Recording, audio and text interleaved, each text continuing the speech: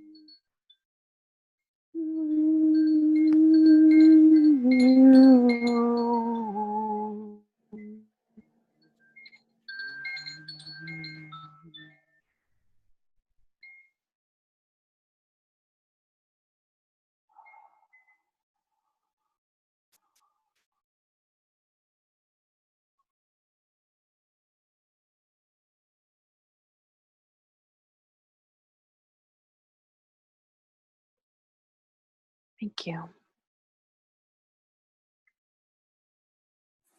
Thank you, hummingbird. Mm-hmm. And is it true, Cara, that you tune into one specific animal that you're talking to? Yeah. It's not like hummingbirds in general are this. You're talking to a specific hummingbird. Yeah, in this case, this is a hummingbird who lives in my front yard. And the You actually, are you there with the animal? No. No, I'm in my office at my computer with the Animal Wisdom Circle members who are on the phone. We do it live on the phone. And what I find is that the animals have already chosen us. So there's like an individual. And my challenge when I connect is to follow my intuition to who that is and where I need to go to connect with them. So like we had an anteater in Venezuela and an octopus in the Mediterranean. And, you know, it's just a really, really rich journey to connect with individuals. Yeah. So yeah, it's an individual, and this one was in my front yard. What a sweet message that came through with the sounds too. I mean, savoring the sweetness of life is not always easy to do. I mean, we're humans and we have all sorts of stuff that comes up. So Yeah, there's big challenges. And yeah. And what I was, you know, I mean, on my sound journey, it's been about savoring the sounds, the vibration, the feeling of the sounds, and the feeling that it, you know, that of when I make the sounds, or like the crystal bowls, you can actually feel it when you're playing a crystal bowl. You can feel it vibrating through your arm, and then you can hear it, you know, in the air and feel those vibrations. But to follow, like what you're saying about following your intuition, it's following intuition, also following this channel of sound that takes me, I don't know where it's going to go, but I always know that it knows when to stop. It knows where to go. It knows who's listening and who needs what. And it's very fascinating. It's just like intuition, right? Like you follow it, you don't know where it might take you, but you know it's good. You trust it. yeah. And that journey to me, it felt really smooth and expansive. It felt like it was just out here. Just, you know, there was nothing jarring. It was just very even and smooth, and I felt like it just was, you know, it's just like warm. It was just like warm to me. Nice.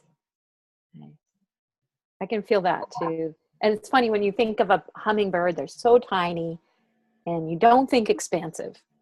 At least I don't. I just think this little creature that has to work so hard to flap its wings that fast and get enough nectar to fuel that energy, that it just felt like, yeah, I felt very smooth and expansive, just is a really good description of that. And you know, that's kind of what I get out of this joining of these two modalities, is that it brings us to a different place. Like in my mind, I'm thinking of a hummingbird one way, but then through your conversations, we get a different view, and then the sound takes it another place as well. So it's really beautiful. It's been so much fun. connecting these areas. And we'd like you to share with us what you experienced too. What did you feel?